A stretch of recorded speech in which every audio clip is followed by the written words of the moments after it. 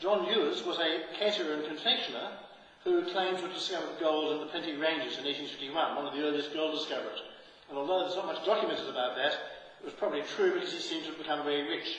He bought a major hotel in St Kilda, and he was probably buying his land here as an investment. These, of course, were the owners. It may well be that humble quarry workers actually occupied houses on this land. It's hard to understand precisely what was going on. Somebody needs to research the 1855 electoral roll and go through the names of people actually living there at that time. But the other point is not just the owners, the allotments themselves are too small to have quarries on them, so you can't assume these are actual quarry sites. And in fact, when you go to the Board of Works plan of 1900, where you do have quarries, you can usually see excavation marked on the plan. There are no quarries marked here.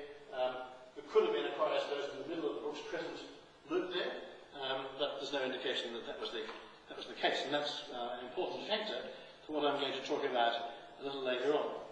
Here's a closer detail of that central part of it. And of course, it was Brooks Crescent that I showed you in the first slide, and why I regard as the heart of North Fitzroy is because it is the heart of the quarry allotments, which were the first settlements subdivided in 1851 in North Fitzroy. To the east of this, on what is now Queen's Parade,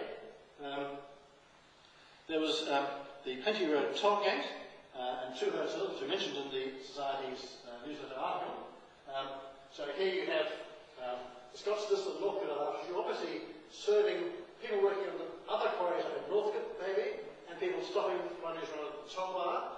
The roads diverged. The Plenty Road went on the angle up there, and then into what is now High Street, Northcote, up towards the end of the Yankee Reservoir, and the Heidelberg Road was already in existence going off to the right. So that was the second node of settlement in North Fitzroy. Now I have said stop it, so really do if you think I'm wrong or if you want to ask something. Don't be shy. Yeah. I was looking at that other slide and I saw Ray Street and Nicholson Street, but I wondered how Brunswick Street fitted into that. Well, Brunswick Street was driven through further north. It was already in South Fitzroy. Yes. But it took the pipe track up to Yang Yin, and as we said earlier on, it actually disrupted the proposed subdivision I can discuss here. So what it made here was destroy that leads around Brunswick Street through the middle of it. Yeah, thanks. Now, I thought I was going to really study using the oldest piece of material from North Fitzroy, from the toll house. But on reflection, I realised this is actually from the toll house on the Heidelberg Road, not the toll house on the Plenty Road, which is the one in North Fitzroy. But it's interesting enough, I think, to show you it may well be similar to what was built in the Fitzroy example. This is a piece of weatherboard cladding, you're looking at the inside face of it, which has stencil markings on it.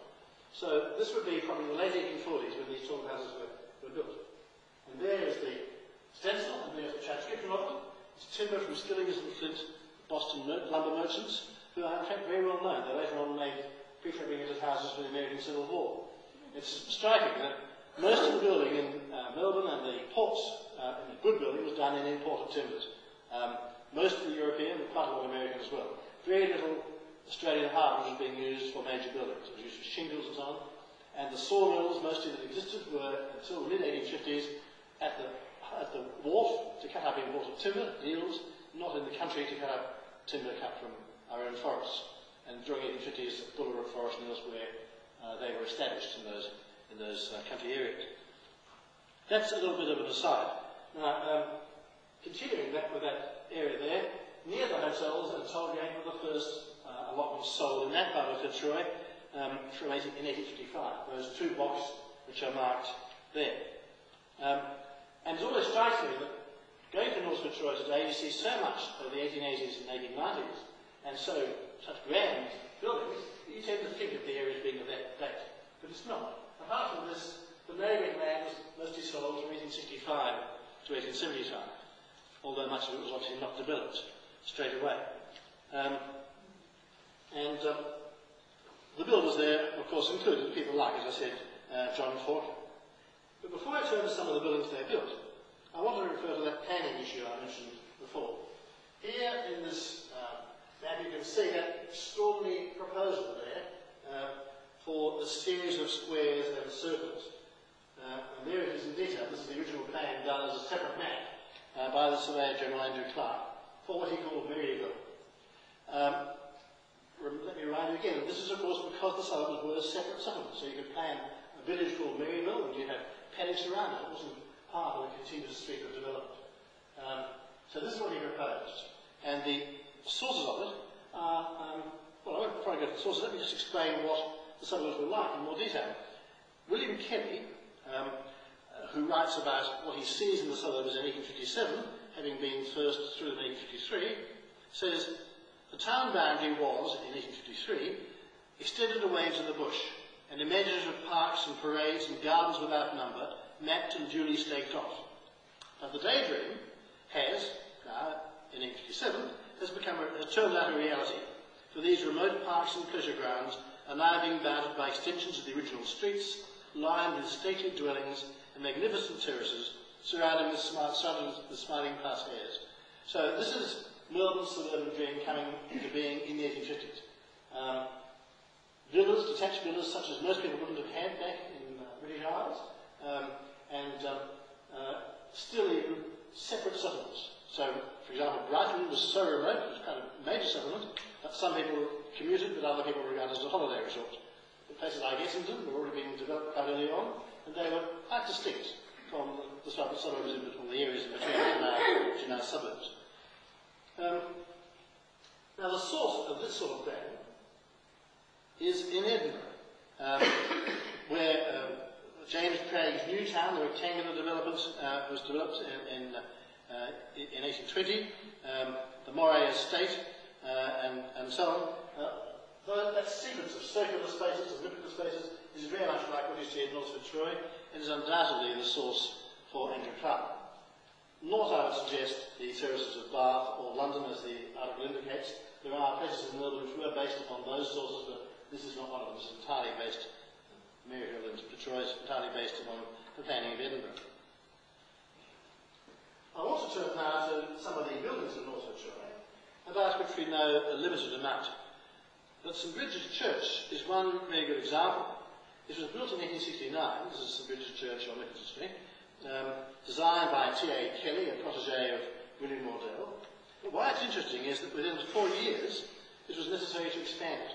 And this gives some indication perhaps of the rate of growth of North Fitzroy at the time. Because it was a very expensive thing to do. They decided to build ours on either side, blocking out the whole of those walls and rebuilding them. A very major exercise. And luckily we have a picture of it being done. And you can see the centering to support the new arches down the walls. This is one of the rare pieces of evidence we have of the actual building process taking place in North Fitzroy.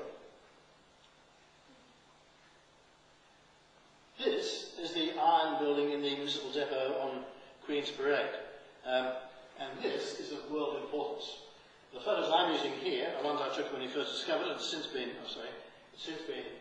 cleaned up a bit, but I think these are more interesting. It's of world importance because it was manufactured in England in about 1853 by John Henderson Porter, who had been one of the pioneers in the world of prefabricated buildings in corrugated iron. His first one was sent to Trinidad in about 1845. And this is the only intact example of his work surviving in the world. It's generally been assumed that this was moved to this site at some later date. There's no history really known about it, it's just been found in the council's depot. I don't think it can be assumed that was the case. The municipal depot is a triangle of land along Queen's Parade. It's one of a sequence of pieces of land, which included, for example, the site of the Collingwood Gas Company, which was in operation by 1859. And so the whole of those reserves may have been made in the late 1850s. They would have, at that time, have been part of the city of Melbourne, because North Fitzroy was still in Melbourne, so the records of Melbourne have to be researched to find it. So that's my first point. The second point is it's very hard to move these buildings, surprisingly hard, I'll show you in a moment. To unbolt, these are all screwed to unbolt all these rusty connections and move it is not very easy. The third piece of evidence is that many of these were held by bodies like the Church of England, held a number of churches. The police department held a large number of iron buildings which hadn't been sent off to the country, and they were kept in the Richmond Police Paddock until 1881 when they were sold. So, in other words, although it was made in 1853 in England, it wouldn't have to have been put up for some years. And I think it was probably put up on this site originally, and I'm sure future research will confirm my